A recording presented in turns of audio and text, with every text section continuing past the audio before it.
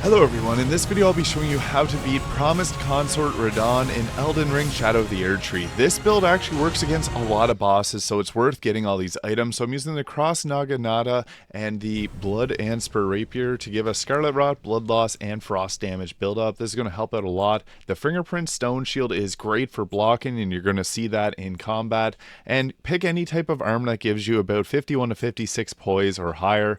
And we're also going to be using for our talisman the Great Jar Arsenal to hold more equipment because the shield is heavy, the Pearl Shield Talisman to increase our damage negation, the Stamina Recovery Talisman, and the Golden Braid for holy damage resist. And this is the stats that I used at level 195. You can do this at a lower level or a higher level. It's not perfectly min-maxed. And I also like to have the Scarlet Rot Pots and Raw Meat Dumplings because your Mimic can use it to heal during the fight, and also throw these to inflict Scarlet Rot. So we're going to use Golden Vow and Black Flame Protection for our incantations to buff ourselves up. Now when we first enter the arena, run to the right hand side. Radahn's AI seems to go a little weird with this and doesn't do the charge attack like he normally does. I've tried this many times, and if you run to the right, he's less likely to do it.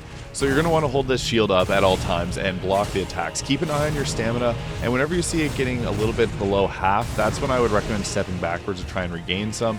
You can play risky and lower your shield to get stamina back quicker, but I would highly recommend being a good distance away or waiting for an end of a combo if you're going to do that.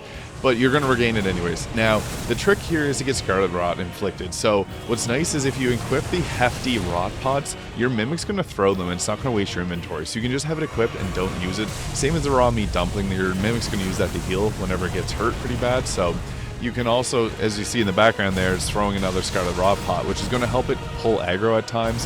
Now I'm also attacking it there with the Cross Naginata because I've seen that it has Scarlet Rot on it. So it's best to try and build up your Frostbite and your bleed now. So you want to get as many statuses inflicted as possible to make his health go down a lot quicker. Now you're going to see, as I started the video with, I was able to get his health down a ton near the end, and that helped me out. So we're constantly building up both Frostbite and bleed alongside. When we have the Rapier out, we're also building up the Scarlet Rot. So when we get into second phase, we got to build up that Scarlet Rot again. That's the most annoying part of this. He's going to usually start with this attack, so you can just run away, and if you're not fast enough, you can pull the shield. As you saw there, I didn't take damage. So the second phase, you have to play even more defensively than the first because he's a lot faster now, and his attacks have weird timings to them. So he's going to often use these attacks with holy beams that come down afterwards. So if you block, it's just going to keep you safe, and you just got to wait for your Mimic to pull aggro like he did there. And that's the best time to get your heals up. Make sure that you have everything all maxed out, and then get in. He's got his grab attack here. This is a perfect time to use Scarlet Aeonia. The only time you should ever use this is right then whenever he